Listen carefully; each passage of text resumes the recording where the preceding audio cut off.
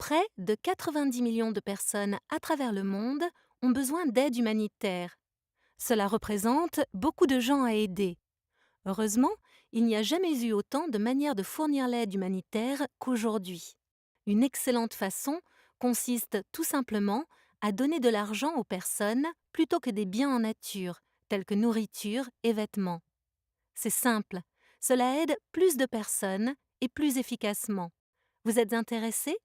Voici 10 choses que vous devez savoir sur les transferts monétaires. 1.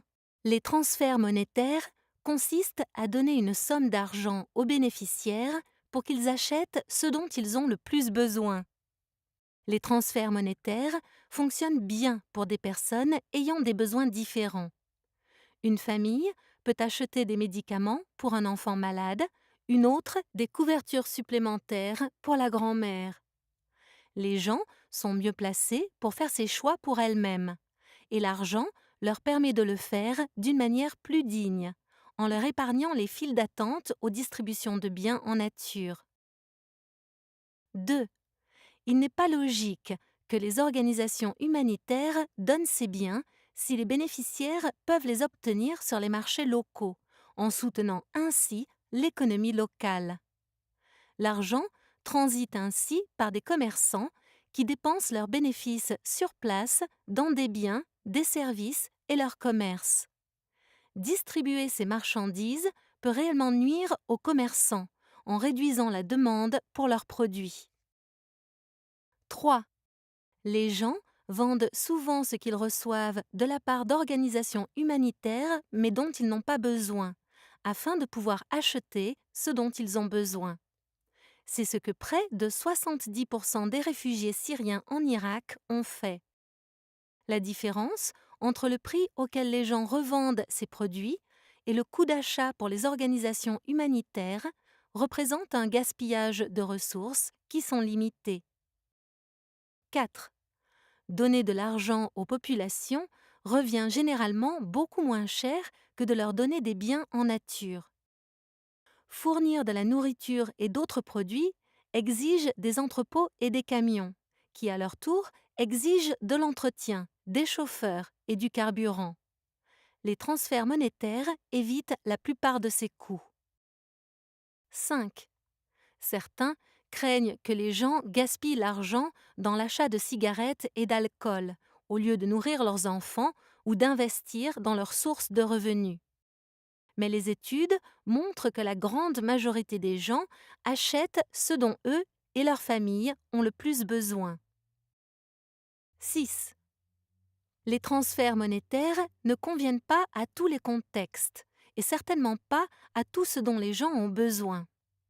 Cela ne permet pas de vacciner les enfants, de se débarrasser de mines antipersonnelles ou de protéger les civils dans les conflits. L'argent ne peut pas être consommé quand il n'y a pas de nourriture à acheter.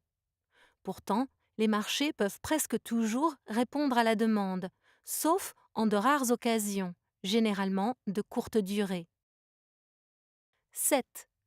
Les organisations humanitaires fournissent habituellement de l'argent à des fins spécifiques, en oubliant que l'argent peut être dépensé à toute autre chose. Par exemple, au Liban en 2014, 30 organisations humanitaires ont effectué des transferts monétaires et de coupons visant 14 objectifs différents, y compris l'assistance juridique et la nourriture. Mais les gens ne classent pas leurs besoins par secteur, comme le font les acteurs humanitaires. Alors pourquoi ne pas mettre les ressources en commun pour donner plus d'argent que les gens pourront utiliser afin de satisfaire tous leurs besoins de base? 8. Les organisations humanitaires disposent de nombreuses méthodes de distribution d'argent aux populations cibles, cartes de débit, téléphones mobiles et même des programmes de protection sociale existants. En travaillant avec le secteur privé et les prestataires de services financiers, les organisations humanitaires peuvent bénéficier de leurs connaissances sur la façon de transférer des fonds à la population en toute sécurité. 9. Le transfert monétaire permet des économies de coûts et de temps qui peuvent décharger les acteurs humanitaires afin qu'ils se concentrent sur des objectifs complexes mais cruciaux, tels que le ciblage, la protection et la redevabilité envers les populations affectées. 10. Des recherches approfondies montrent que l'argent est souvent plus efficace, plus efficient et davantage approprié pour satisfaire les besoins de base des populations. Mais en dépit de toutes les preuves, moins de 6% de l'aide humanitaire est fournie sous forme de transferts monétaires. Les transferts monétaires donnent aux gens la possibilité de choisir et de la dignité, même dans les circonstances les plus difficiles. Mettez-vous à leur place. Quel genre d'aide voudriez-vous? Visitez www.audi.org/cash pour en savoir plus sur les avantages des transferts monétaires.